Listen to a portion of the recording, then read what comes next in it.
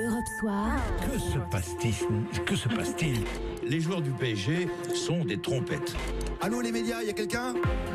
Laurent Bazin sur Europe 1. 18h24, c'est l'heure des fourberies de Benjamin, donc le zapping radio-télé de Benjamin Muller, bien évidemment. On a beaucoup parlé de la garde à vue de Nicolas Sarkozy aujourd'hui, bien évidemment, à la radio comme à la télé. Et oui, ça a beaucoup énervé Nadine Morano ici sur CNews que les médias en parlent autant d'ailleurs. Vous voyez, à ces moments-là, mon téléphone sonne beaucoup quand il est mis en garde à vue, mais quand il y a des non-lieux, ça sonne moins.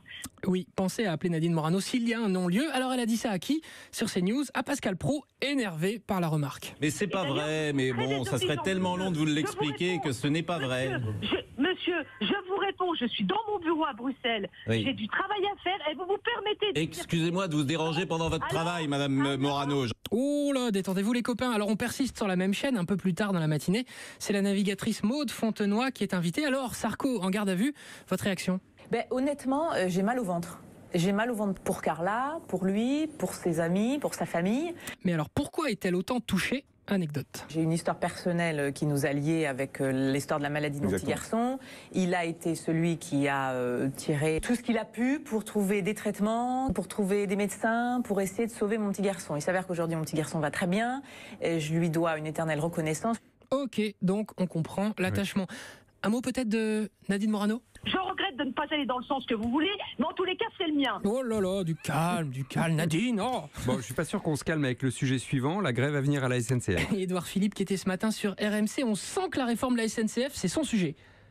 Et il m'arrive de prendre le train quand je suis au Havre. Ok, du coup on peut parler tous les deux. Alors, appel à la grève des syndicats et du PS d'ailleurs. Réaction, monsieur Philippe? Je me marre aujourd'hui quand je vois, pardon, je devrais pas dire je me marre, je m'amuse aujourd'hui à voir des députés. Je me marre, ça passe, monsieur Philippe. Il est détente quand même, le Premier ministre, ça change. Vous me connaissez, je suis pas un fou furieux. Oui, c'est sûr que ça change de Jean-Marc Ayrault. Le style était un peu différent. Ça, c'est une vacherie gratuite. Tiens, une autre vacherie gratuite. Nadine Morano. D'accord, si vous l'avez pas compris, bien je vous le redis. Et je vous souhaite une bonne journée. Oh, à vous aussi Nadine. Alors, sur la grève à venir, et si au fond, c'était une bonne nouvelle pour les voyageurs? La galère, l'attente, dans le froid, les retards, tout ça. Et si c'était une chance pour monsieur et madame tout le monde? C'est l'avis de la députée En Marche, Céline Calvès, sur la chaîne France Info. C'est presque facteur d'espoir. La galère, facteur d'espoir, c'est-à-dire? Ça va laisser le temps aussi aux citoyens de pouvoir gérer eux leurs propres réflexions sur quel est mon déplacement, comment je fais d'habitude, comment je peux faire autrement. Mais oui, ne vous plaignez pas d'attendre 2 heures votre train. Réjouissez-vous d'avoir le temps pour réfléchir à votre rapport au transport. Bande de chanceux. On peut imaginer qu'on va avoir du covoiturage, qu'on va avoir des alternatives et que ça peut être facteur d'innovation. Oui, super. Je sens que des millions de Français vont se réjouir de cette innovation des prochaines semaines. Alors, votre trouvaille du jour, c'était quoi sur TF1, je crois? Oh, de l'actu très chaude tout à l'heure dans le 13h de Jean-Pierre Pernaut. Consommation à présent avec la publication ce matin d'une étude annuelle qu'on attend toujours avec beaucoup d'impatience. Mais alors c'est quoi cette étude qu'on attend avec beaucoup d'impatience? Le coût des frais bancaires? À quel moment investir dans l'immobilier? Est-ce la fin de la voiture?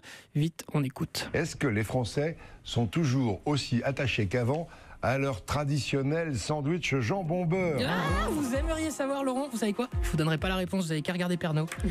Vous la connaissez la réponse. Le burger est revenu exactement au niveau du jambon beurre et passe à peine devant. Mais enfin, on va le rattraper, le burger. Qui sait? Merci Benjamin, à demain.